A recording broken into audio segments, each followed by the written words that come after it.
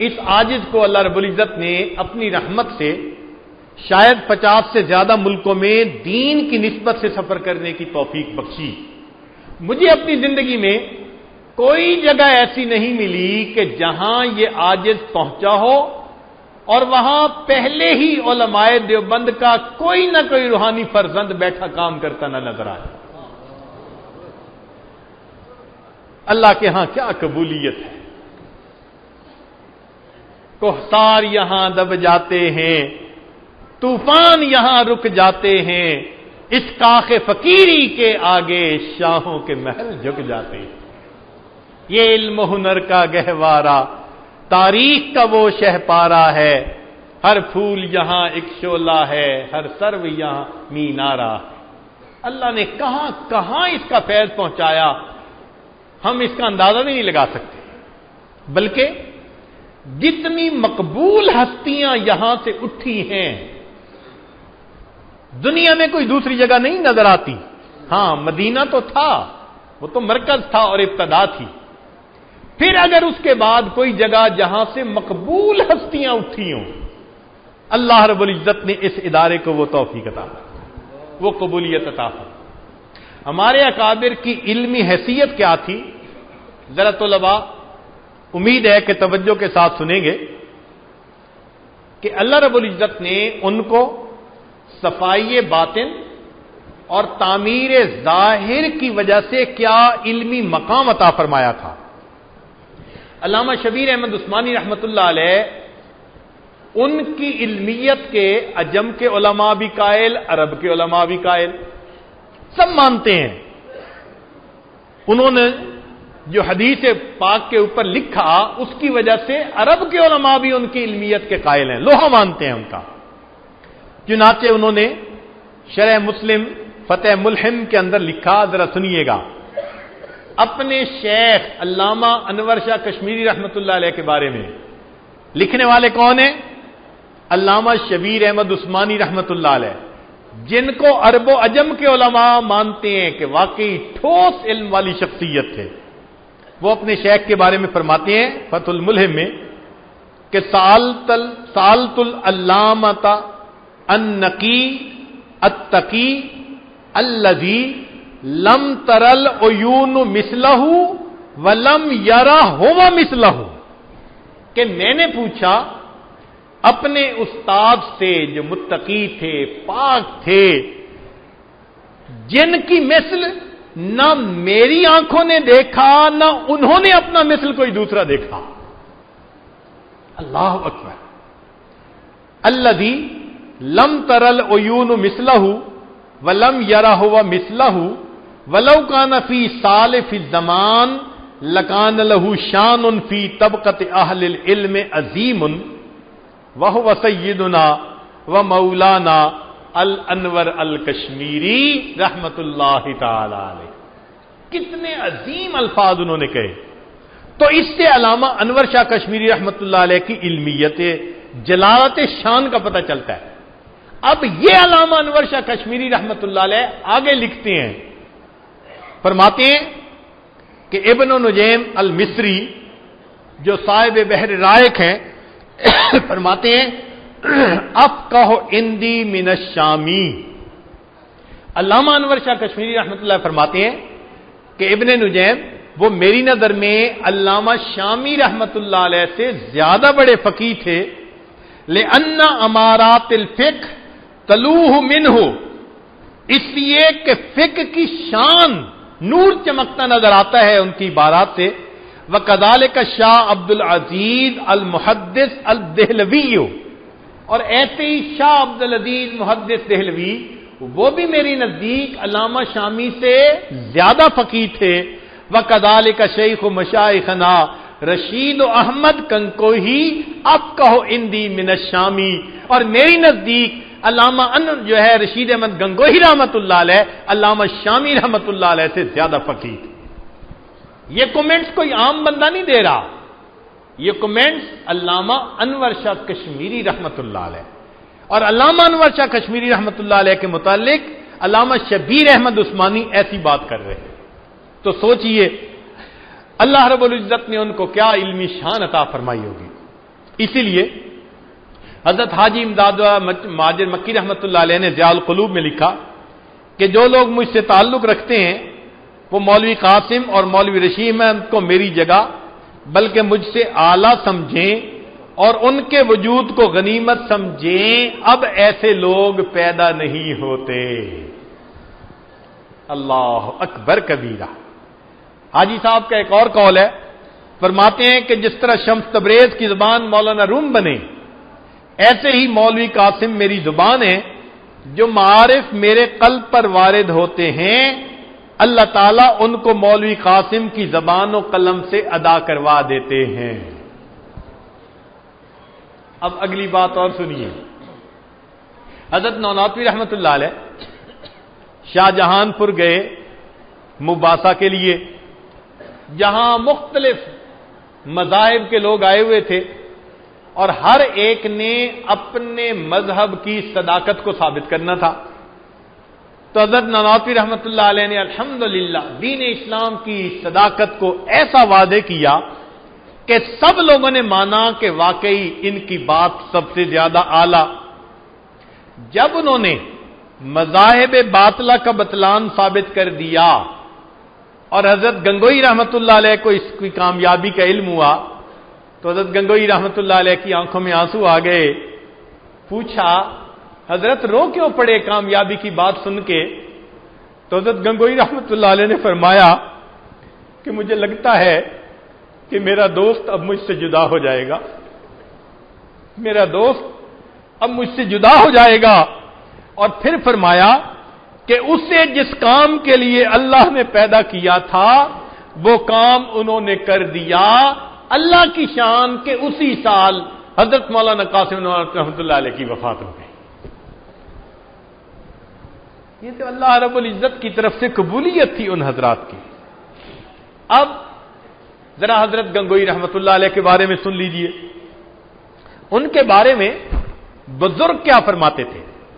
چنانچہ سائیں توکل شاہ امبالوی مجذوب تھے، وہ حضرت گنگوئی رحمۃ اللہ علیہ کے بارے میں فرمایا کرتے تھے کہ میں نے ان کو مجلس نبوی میں مسند افتاح پر فائز بیٹھے دیکھا ہے۔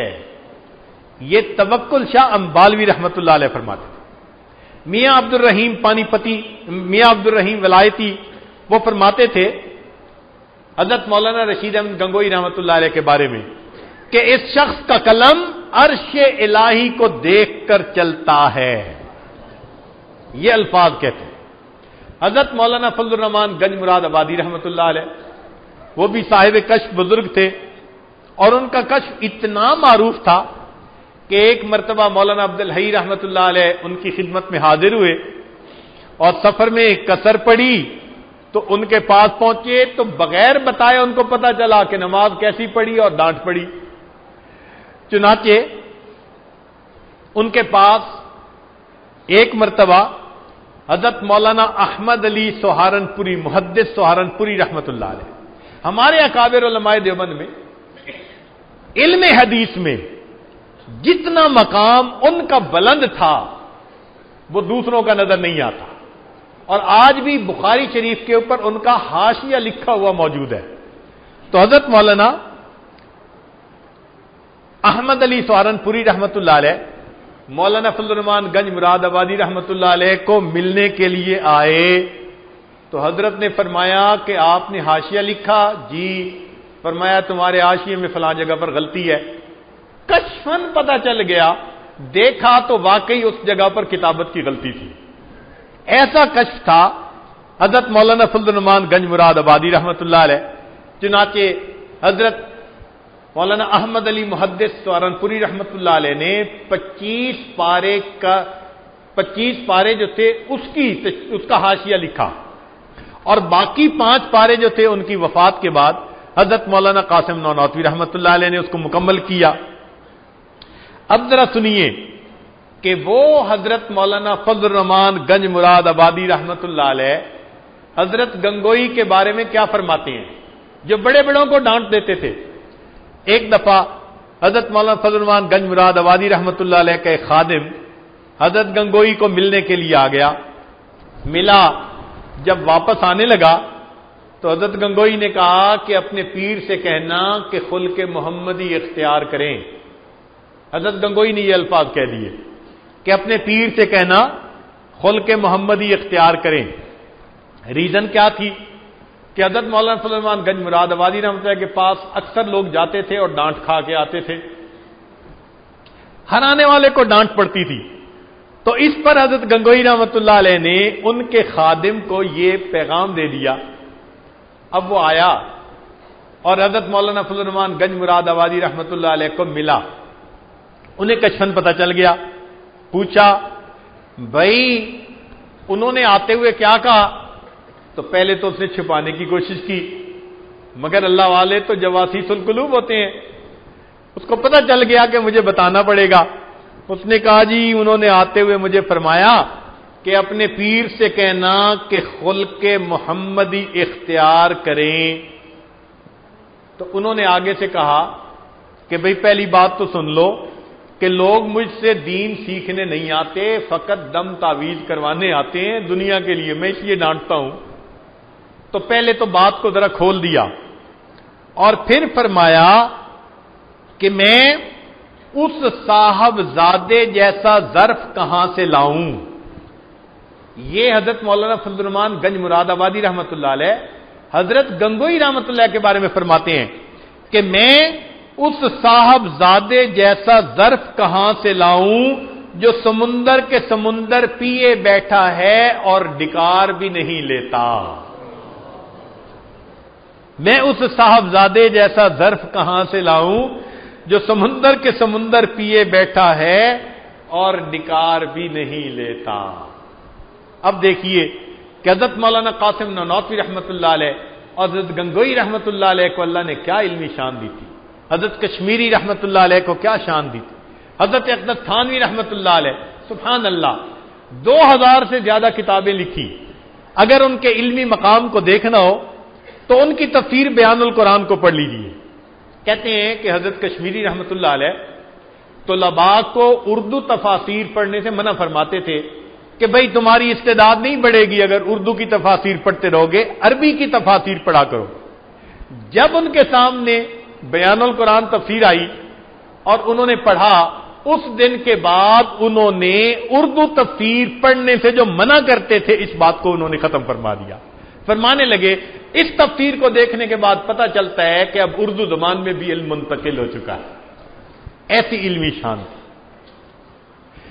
پھر اللہ رب العزت نے دیکھیے علم بھی ان کے ذریعے سے پھیلایا اور ذکر بھی ان کے ذریعے سے پھیلایا. واقعی وہ حکیم الامت تھے، اللہ رب العزت نے ان کو علمی شان عطا فرمائی. پھر آگے دیکھیے حضرت مدنی رحمت اللہ علیہ کو کہ 18 سال مسجد نبوی میں گنبد خضرا کے قریب بیٹھ کر انہوں نے حدیث پاک کا درس دیا. محدث حدیث پڑھاتے ہیں تو قال قال رسول اللہ صلی اللہ علیہ وسلم پڑھاتے ہیں، اور حضرت مدنی پڑھاتے تھے تو اشارہ کر کے کہتے تھے قال ھذا النبی صلی اللہ علیہ وسلم.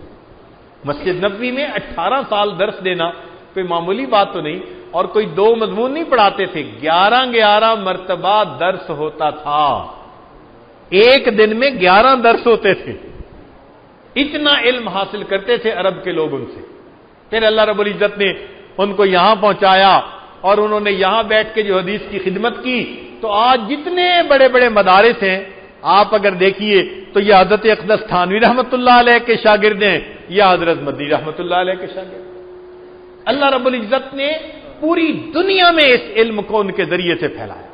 اور ان کے جو استاد تھے حضرت شیخ الہند رحمۃ اللہ علیہ، اللہ کے ہاں کیا مقبول شخصیت ہے. دیکھیں شاگرد تو بڑوں کے ہوتے ہیں. آپ میں سے اساتذہ ہوں گے جن سے سینکڑوں طلباء پڑھ چکے. اگر سوال پوچھا جائے کہ ان سینکڑوں میں سے کون دین کے لیے قبول ہوا تو بہت ہی تھوڑے ہوں گے، ورنہ پڑھنے والے تو بڑے، کئی دنیا کے کام میں لگے ہوئے ہیں اور کئی ادھورا کام کر رہے ہیں اور باقی ویسے زندگی گزار رہے ہیں. حضرت شیخ الہند رحمت اللہ علیہ کو اللہ رب العزت نے یہ مقام دیا تھا کہ جس شخص نے ان سے علم پڑھا ایک شاگرد بھی آپ ایسا نہیں دکھا سکتے جس نے دین کا کام نہ کیا ہو. ایک شاگرد بھی ایسا نہیں ہوتا. یہ قبولیت ہوتی ہے اللہ کے ہاں کہ ان کی شاگردی میں جتنے طلباء نکلے سب کے سب دین کا کام کرنے والے. یہ کیا وجہ تھی؟ یہ اللہ رب العزت کے ان کے اوپر رحمت تھی، ان کا اخلاص تھا. وہ حضرت شیخ الہند رحمت اللہ علیہ، ان کی عاجزی کے واقعات وہ آپ ان کے حالات زندگی میں پڑھتے ہی رہتے ہیں. ہاں ایک بات بتاتا ہوں کہ ان کو بھی اپنی قبولیت کی کتنی فکر لگی رہتی تھی. ذرا توجہ فرمائیے. استقامت اتنی تھی، جب حضرت شیخ الہند رحمت اللہ علیہ کی وفات ہوئی تو حضرت مدنی رحمت اللہ علیہ کلکتہ گئے ہوئے تھے. وہاں سے ان کو خبر ملی اور وہ اپنے شیخ کی نماز جنازہ میں شرکت کے لیے واپس تشریف لائے. جب جنازہ ادا ہو گیا تو جو غسل دینے والا تھا اس نے پوچھا کہ جی میں نے شیخ الہند رحمت اللہ علیہ کی کمر کے اوپر نشانات دیکھے ہیں، وہ نشان عام نہیں ہوتے، پتہ نہیں یہ کیسے نشان تھے، ذرا پتہ کریں. گھر والوں سے پتہ کیا تو گھر والوں کو بھی پتہ نہیں تھا کہ حضرت کی عادت تھی کہ گھر میں بھی ہمیشہ بنیان پہنے رہا کرتے تھے. اب حیرانی اور بڑھ گئی تو کسی نے حضرت مدنی رحمت اللہ علیہ سے پوچھا کہ حضرت آپ کو معلوم کہ شیخ الہند رحمت اللہ علیہ کی پشت پر یہ نشان کیسے؟ تو حضرت مدنی رحمت اللہ کی آنکھوں میں آنسو آ گئے. فرمانے لگے یہ میرے شیخ کا راز تھا اور انہوں نے مجھے فرمایا ہوا تھا کہ میری زندگی میں تم نے کسی کو نہیں بتانا، اور میں نے آج تک نہیں بتایا. اب چونکہ وفات پا چکے اس لیے اب میں یہ بتاتا ہوں کہ جب ہم مالٹا میں قید تھے اس وقت فرنگی نے ایک مرتبہ شیخ الہند رحمت اللہ علیہ کو بلایا اور فرمایا کہ تم یہ کہو کہ تم ہمارے ساتھ ہو. حضرت نے فرمایا میں نہیں کہہ سکتا. تو اس نے انگارے گرم کروائے، آگ جلوائی اور کہا کہ تمہیں ان انگاروں پر لٹاؤں گا، ان انگاروں پر لٹاؤں گا. حضرت نے فرمایا میں نہیں کہہ سکتا. انگاروں پر لٹایا گیا، پیچھے زخم ہوئے، بدن جلا، یہ وہ زخموں کے نشان ہیں. اور جب اس سزا دینے کے بعد حضرت کمرے میں آئے تو رات کو سویا نہیں جا رہا تھا، بیٹھے تھے. ہم شاگرد تھے، ہم سے حضرت کی یہ تکلیف برداشت نہیں ہوتی تھی. تو ہم نے اس وقت عرض کیا کہ حضرت آخر امام محمد رحمت اللہ علیہ نے کتاب الحیل لکھی، حیلہ ہے نا شریعت کے اندر جائز، اپنی جان بچانے کے لیے تو انسان کچھ نہ کچھ کر سکتا ہے. آپ کوئی ذو معنی لفظ بول دیں کہ جس سے جان بھی چھوٹ جائے اور یہ ظالم ہٹ بھی جائیں، جان بچانے کے لیے تو اجازت ہوگی. فرمانے لگے جب میں نے یہ الفاظ کہے تو حضرت شیخ الہند رحمت اللہ علیہ نے فرمایا مدنی کیا سمجھتے ہو، میں روحانی بیٹا ہوں حضرت بلال کا، میں روحانی بیٹا ہوں حضرت خبیب کا، میں روحانی بیٹا ہوں امام مالک رحمت اللہ علیہ کا، میں روحانی فرزند ہوں امام اعظم رحمت اللہ علیہ کا، میں روحانی بیٹا ہوں شاہ ولی اللہ محدث دہلوی رحمت اللہ علیہ کا. حسین احمد یہ میرے جسم سے جان نکال سکتے ہیں، یہ میرے دل سے ایمان کو نہیں نکال سکتے. ایسی اللہ نے ان کو استقامت عطا فرمائی تھی. وہ حضرت شیخ الہند رحمت اللہ علیہ، ان کی اب بات سن لیجئے کہ ایک مرتبہ وہاں کے جو افسران تھے انہوں نے فیصلہ کیا ان کو پھانسی دو، قصہ سمیٹو. جب حضرت کو پھانسی کی خبر ملی تو حضرت کی آنکھوں میں آنسو، بہت رو رہے ہیں، زارو قطار رو رہے ہیں. شاگرد حیران ہیں کہ حضرت اس موقع پہ تو خوش ہونا چاہیے تھا، پھانسی لٹکا دیں گے، جان چھوٹ جائے گی، مقصد زندگی پورا ہو جائے گا. مگر ہم دیکھ رہے تھے کہ شیخ الہند رحمت اللہ علیہ کے چہرے پہ خوف ہے اور زارو قطار آنسو گر رہے ہیں. تو پھر ہم 2-3 شاگرد قریب ہوئے، ہم نے کہا حضرت یہ پھانسی کی خبر تو خوشی کی خبر ہے، آپ کیوں گھبرا رہے ہیں، کیوں رو رہے ہیں؟ فرمانے لگے حضرت نے آنکھ اٹھا کر دیکھا، آنکھوں میں سے آنسو ٹپکے. فرمانے لگے حسین احمد میں موت سے نہیں ڈر رہا، مجھے اللہ کی شان بے نیازی رلا رہی ہے، وہ کبھی کبھی بندے کی جان بھی لے لیا کرتا ہے اور قبول بھی نہیں کیا کرتا، میں اس پہ رو رہا ہوں کہ کہیں میرے ساتھ ایسا نہ ہو کہ جان بھی لے لے اور قبول بھی نہ کرے۔ ان کو اللہ کی شان بے نیازی رلاتی تھی، اور واقعی جس کو پتا ہو کہ وہ کتنی بے نیاز ذات ہے وہ ہمیشہ روتا ہے، ہمیشہ اللہ سے مانگتا ہے۔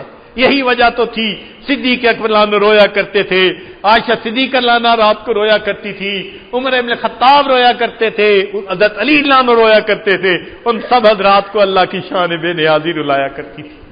وہ ڈرتے تھے کہ پتہ نہیں انجام آخر میں ہمارے ساتھ کیا ہوگا، کرتے بھی تھے اور ڈرتے بھی تھے۔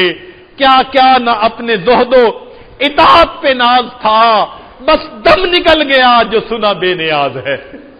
اگر بندے کو یہ یقین ہو جائے کہ وہ ذات بے نیاز ہے، کوئی اپنی علمیت پہ فخر نہیں کر سکتا، کوئی اپنے آپ کو بڑا نہیں سمجھ سکتا، اس لیے کہ بے نیاز ذات کے ساتھ معاملہ ہے۔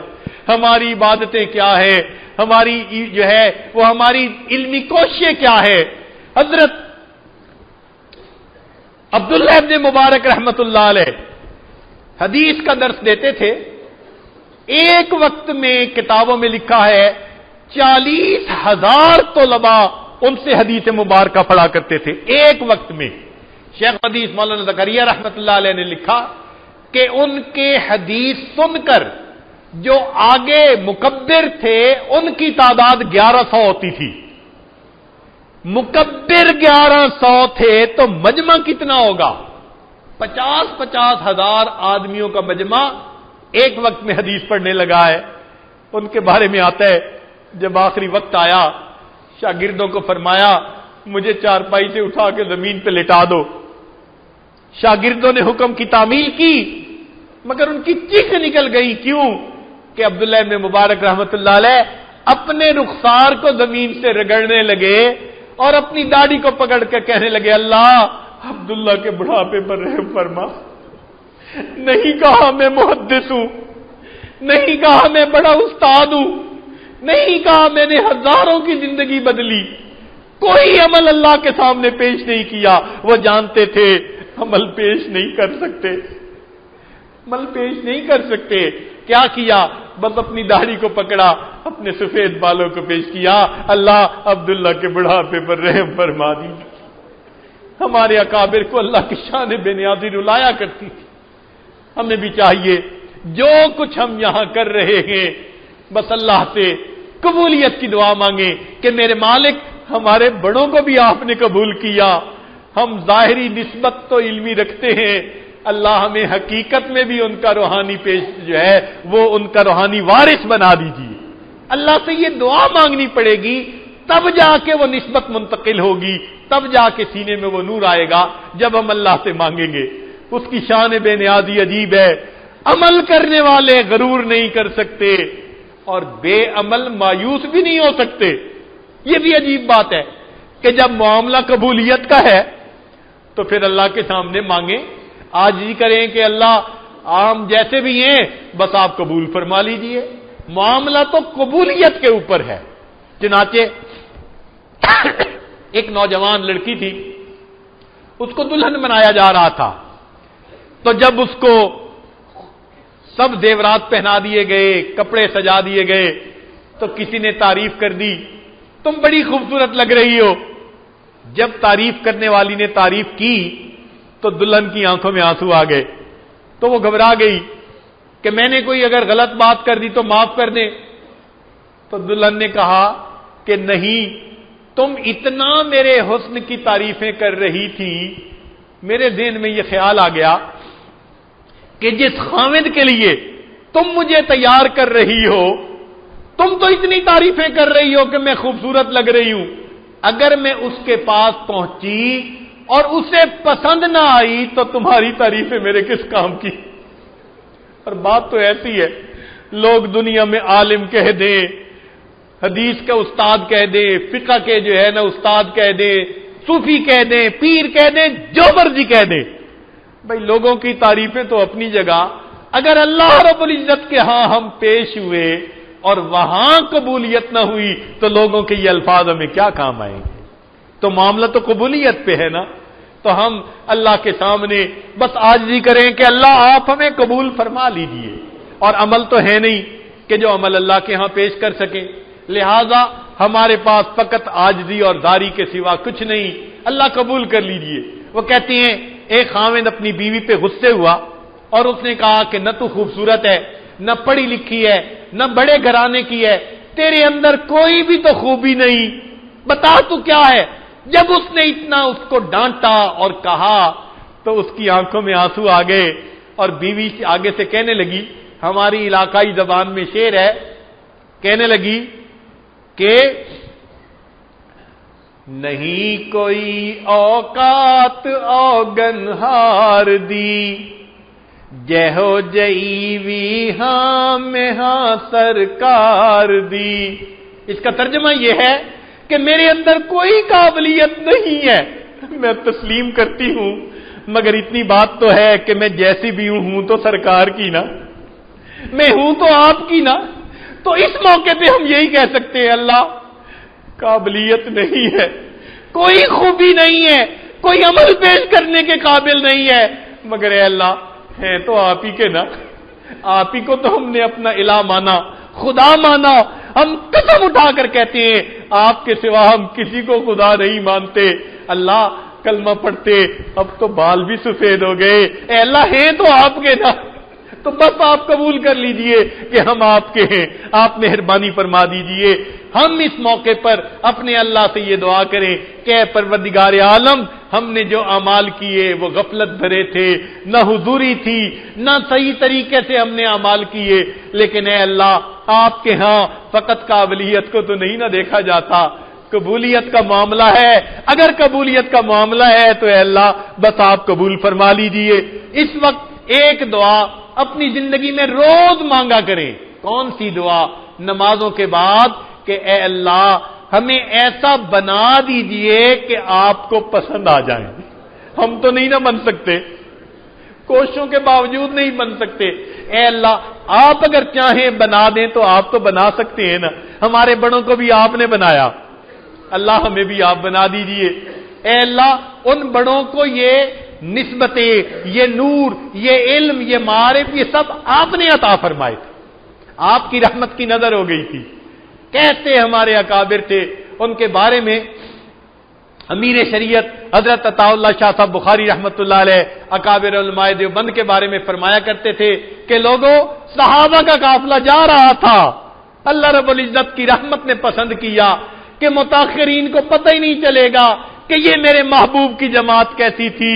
اللہ نے کچھ روحوں کو پیچھے رکھ لیا اور اس زمانے میں پیدا کر دیا، اور ان کے نام قاسم نانوتوی، رشید احمد گنگوئی فرماتے تھے یہ اس قافلے سے بچھڑی ہوئی روحیں ہیں جن کو اللہ نے اس زمانے میں پیدا فرما دیا. اولئک آبائی فجینی بمثلہم اذا جماعتنا یا جریر المجامع. کفر ناچا جن کے آگے بارہا تگنی کا ناچ، جس طرح جلتے توے پر ناچ کرتا ہے سپن. ان میں قاسم ہو کہ انور شاہ کے محمود الحسن، سب کے دل تھے درد مند اور سب کی فطرت ارجمند.